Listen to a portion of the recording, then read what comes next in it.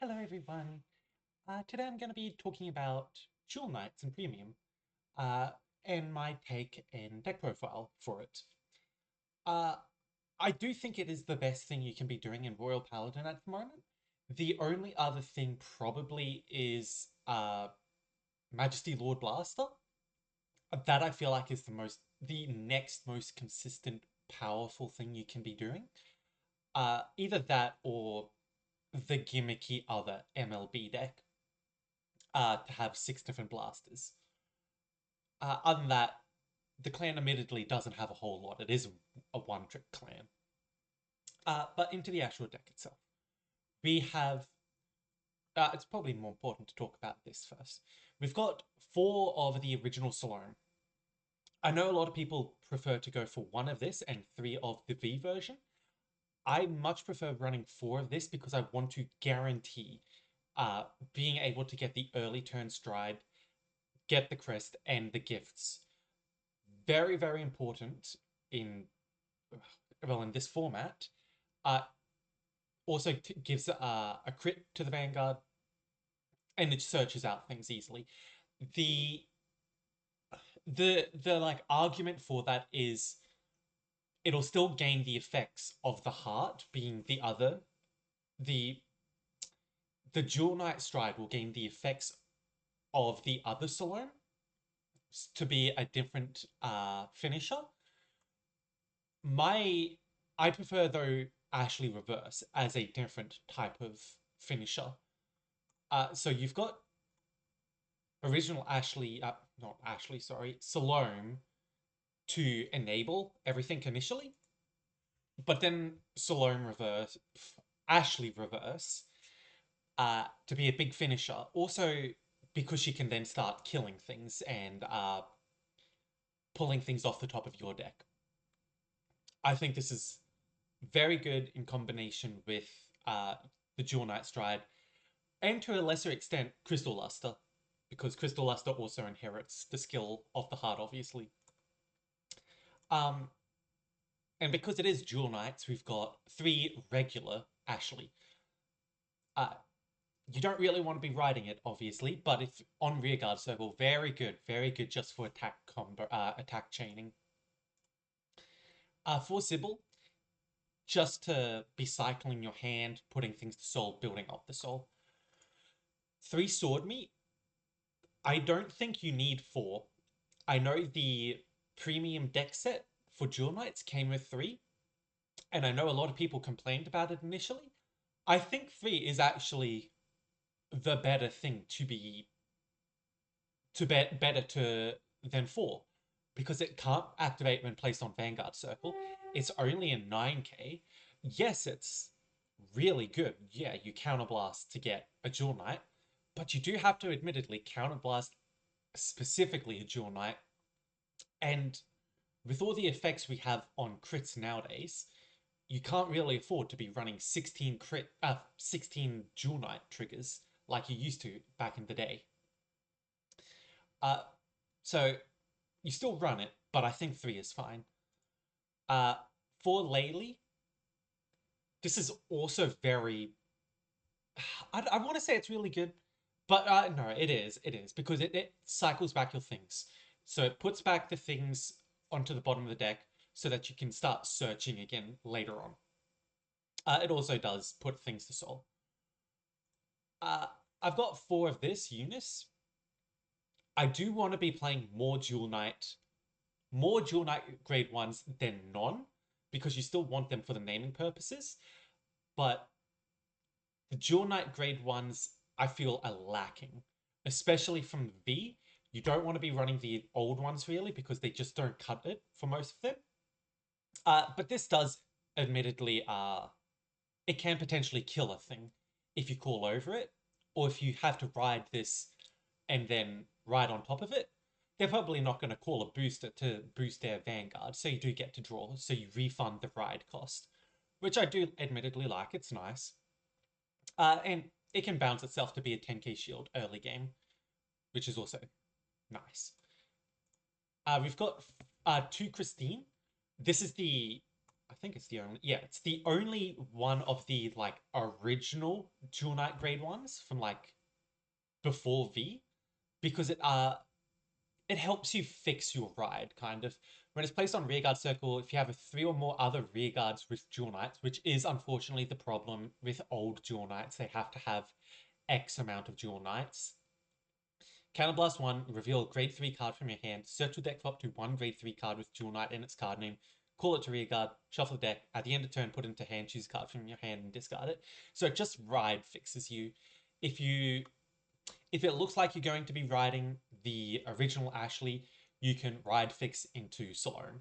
Or if you just need the Salome, you can ride fix uh, or just deck thinning. For Morvidus, this is probably the best of the Dual Knight grade ones. Again, like the other one, when it's placed over, especially on Vanguard, very good. It refunds the ride cost. The counterblast to put something back in game 5k, puts 5k on something, doesn't come up a lot, but it will come up more than you think it will. So just to keep that in the back of your mind. And just the two uh, heal guardian grade ones. It's it's not as good as a lot of the other clans, but it is useful because it's useful to have, obviously, because it treats itself as a heal guardian for like early game or later on if you need it, but also because uh you can they gave it gives the red text to the rear guards so they die and then they come back. The best starter is objectively Ambrosius. So instead of uh, hold on, we'll so we've got four Scent Flare, three of the draw PGs, and then Sanctitude. Uh, I'm running Armor to Noah, the Keta OT. I was thinking there are admittedly a few different OTs you can be running in this deck. I like the red OT. I like purple, blue. Yellow's not bad. It's whatever. It depends on the format, the meta you're playing into. I think if if it's a deck that leaves a lot of things on board and you just want to clean them up, like very important things they leave on board, yellow could be okay. Or if there's a deck that just cleans up their entire board, like Pale Moon, Grand Blue, or something, uh, or if it's a Excel deck and they clean up their board, that would be really good as well. This I find to be the most consistently good one though into more matches because you do want to be chain attacking. So if you flip this, especially if you ride her, go into the Dual Knight stride, get Force 2, and then flip this, even if your things are just hitting for like 12k by themselves, they're forcing a 5k guard minimum so that they don't take 2 damage. But on top of that, they're also getting drives. So that is why I think it is the most uh what's the correct word? The most useful, I guess. The most widely applicable. That is a better term. We've got two of the heal G guards, uh, and two of this one. Just be the resource management, just because I really like resource management in this game. So I'll play two, especially because the deck can be Soul Blast heavy, even though you've got a bunch of things obviously that do Soul Charge. Can also be Counterblast heavy just because you are Royal Paladin. Uh, two of this guy. So I was thinking about playing four of him because he is a Dual Knight crit, and he's a Dual Knight crit that reshuffles himself back to deck, but he is only 5k power and 10 shield, opposed to this guy who is 10k power, 15 shield. I might have said 10k power, it's 5k power. Uh, this guy also puts himself into Soul. So you could drop this guy for another copy of him, for like the two copies of the Owl for this. I would understand that. Uh, the G Zone, you've got Messiah because you're playing premium. The G Guards for Royals, I feel, are very underwhelming.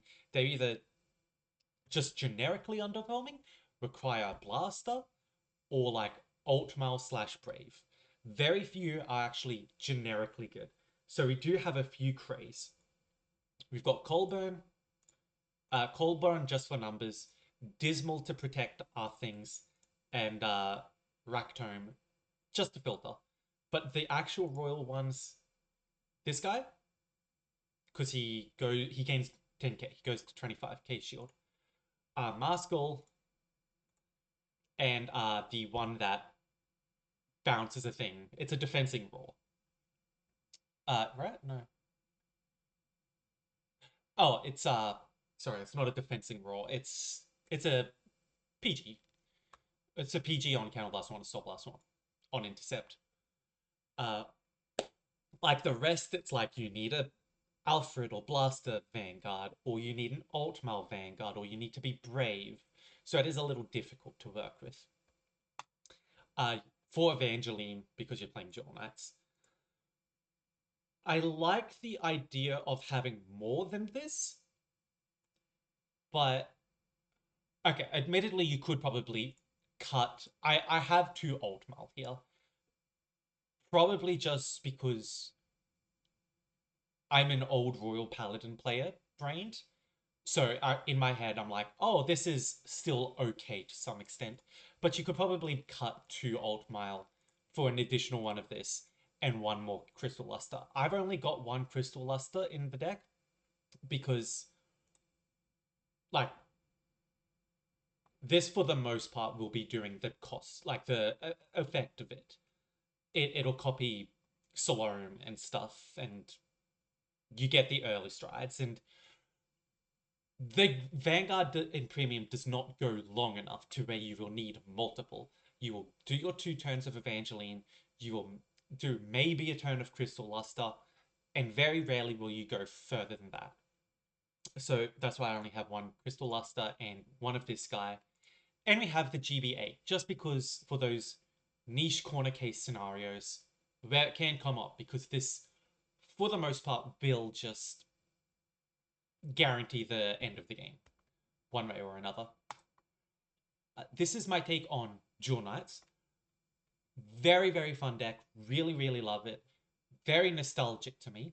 When I when we got the Stride deck with the crest and errata and everything, as a original Dual Knight player, I loved that. It's a very fun deck to play. It does, I feel, have a level of learning curve just for when just to know when you need to start going with the chains and what to be going into. Because you can eventually run out of soul very quickly if you're not prepared. So it does have a level of learning opposed to other decks. But this is my take on it. Here is deck code if you ever want to look at it at your own pace. Yeah. Thank you very much, everyone. Okay then.